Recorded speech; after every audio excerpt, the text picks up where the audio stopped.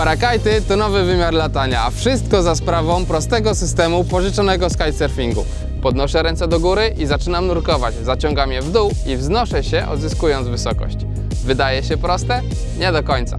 W tym filmie przybliżę koncept parakajtów w grupie kajciarzy, paralotniarzy i osobom kompletnie zielonym w temacie. Opowiem, jak działają i dla kogo one są. Omówię dokładnie zalety, wady i potencjalne zagrożenia, a na końcu wytłumaczę całą drogę, jak zacząć bezpiecznie latać. Na początek trochę historii. Parakajty, a dokładnie ten wiralowy wąs, narodził się w firmie produkującej latawce do kajta, Flysurferze. Ta firma od początku specjalizowała się w latawcach komorowych i ma na koncie kilka sporych sukcesów. Między innymi jest to seria latawców VMG, które zdominowały ostatnie Igrzyska Olimpijskie. W opisie pod filmem znajdziecie link do podcastu o historii powstania pierwszego parakajta i firmy Flair. Żeby opowiedzieć, na czym polega ta rewolucja w lataniu, zacznę od DNA parakajtów, czyli latawców do kitesurfingu. Idea działania kajta jest bardzo prosta. Latawiec ma generować dużą moc na zawołanie ridera lub wisieć stabilnie nad głową i nie ciągnąć, jak zajdzie taka potrzeba. Już na samym początku możecie zauważyć, że kajty cechuje duża rozpiętość generowanej siły nośnej. Od możliwie najmniejszej do tylu, ile fabryka dała. Kajtem steruje się za pomocą baru. W łatwy sposób kontroluję moc latawca i jego trajektorię lotu. Pracując barem góra-dół, płynnie zmieniam kąt natarcia skrzydła. Odpuszczając bar, redukuję siłę nośną, a kiedy jej potrzebuję, to go zaciągam. To właśnie ten system sterowania siłą nośną został zaadoptowany w parakajtach. Zobaczcie, wystarczy pozbyć się baru, wpiąć latawiec bezpośrednio w trapez i voilà! Mamy parakajta. Upraszczając, parakajt to taki kajt stworzony do latania. W rękach mam cały zakres prędkości skrzydła.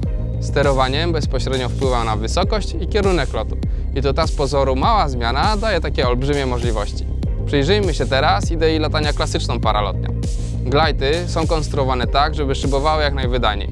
Chcemy pędzić i nie opadać, przemierzając odległości wielu, czasem nawet kilkuset kilometrów. Skrzydło ma się z łatwością wspinać w strumieniach termiki, zyskując wysokość i nie męczyć pilota podczas wielogodzinnych lotów.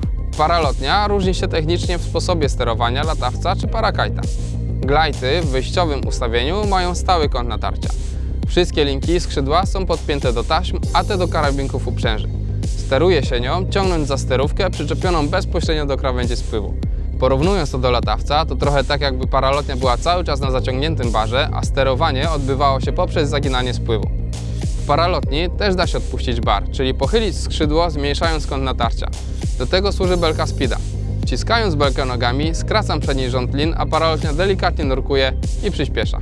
Myślę, że na tym etapie możecie już wyczuwać różnicę pomiędzy parakajtem a paralotnią. Można powiedzieć, że parakite to takie skrzydło hybrydowe. Coś pomiędzy mini-wingiem, którym lata się blisko terenu, a szybującą wysoko paralotnią. Wszystko to okraszone magią systemu sterowania z kajta. Największą radość z latania parakajtem daje to flow z ciągłej wymiany energii, precyzyjna kontrola wysokości, zabawa terenem i płynnie przechodzące zakręty jeden w drugi. Taki podniebny carving na nartach albo surfing kontra żeglarstwo.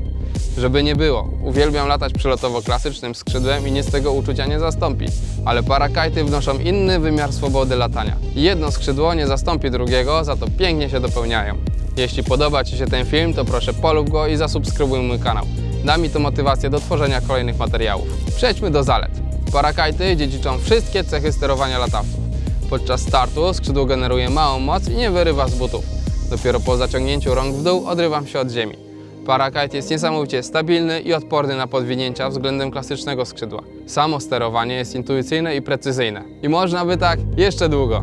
Musicie pamiętać, że z wielką mocą wiąże się wielka odpowiedzialność. Tak naprawdę te wszystkie zalety, które wymieniłem, to wady w rękach niedoświadczonego pilota. Moim zdaniem największe zagrożenie, jakie jest związane z parakajtami, to łatwość, z jaką otwierają drogę do dynamicznego latania i to jeszcze blisko terenu, gdzie praktycznie nie ma marginesu bezpieczeństwa. Wystarczy podnieść ręce i skrzydło osiąga maksymalną prędkość, nurkując w stronę ziemi. Stabilność i precyzyjne sterowanie parakajtów może budować zbyt szybkie poczucie pewności siebie. Parakajty dają dużo emocji i frajdy z latania, ale przez to bardziej obciążają mentalnie i szybciej tracimy koncentrację.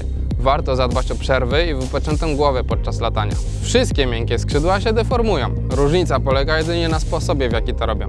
Rozmiar i prędkość gra tu kluczową rolę. Im skrzydło większe i wolniejsze, tym bezpieczniejsze. No dobra, to jak zacząć latać? Droga jest o wiele prostsza niż się Wam wydaje. Parakajty to poddyscyplina paralotniarstwa i w nim zawiera się cała potrzebna wiedza teoretyczna i praktyczna. Żeby zacząć, musisz zrobić kurs paralotniowy w licencjonowanej szkole i zdać państwowy egzamin do świadectwa kwalifikacji pilota paralotni. Z reguły taki kurs trwa 5 dni dobrej pogody i na nim nauczycie się niezbędnej teorii oraz praktycznych podstaw do samodzielnego latania. Skończyłeś kurs i co dalej? To zależy! Pamiętaj, że rozwój to sprawa indywidualna. Moim zdaniem progiem wejścia do latania na parakajtach jest umiejętność aktywnego pilotażu. To ty masz rządzić skrzydłem, a nie ono tobą. Tą umiejętność możesz wyćwiczyć na wiele sposobów. Na przykład podczas godzin spędzonych na lataniu termicznym, świadomych ćwiczeniach w powietrzu czy ground handlingu. Jeśli dopiero zaczynasz, powinieneś wykonywać tyle ground handlingu, ile godzin w powietrzu, a nawet więcej. Poprzez naukę skrzydła na ziemi zbudujesz doskonały fundament pilotażu, co bezpośrednio przełoży się na bezpieczeństwo i rozwój w lataniu. Ja sam wychodzę na ground handling, jak mam tylko okazję i myślę, że piloci na każdym poziomie zaawansowania powinni dbać o regularność tej higieny pilotażu. Procesu nauki latania nie przyspieszysz, tak naprawdę wolniej jest szybciej. Zbuduj porządny fundament dobrego pilotażu. Nie wpadnij w pułapkę pogoni za adrenaliną czy dorównywania innym. Gwarantuję, że latając bezpiecznie, z chłodną głową, będziesz latał długo. Tematów, które chciałbym poruszyć jest jeszcze pełno, a ten film i tak już jest mega długi. Jeśli chcesz dowiedzieć się więcej, to śmiało zostaw komentarz pod spodem lub napisz do mnie. Jako partner Flera pomogę z dobraniem skrzydła, podjęciem pierwszych kroków czy dam karniaka na swoim parakajcie.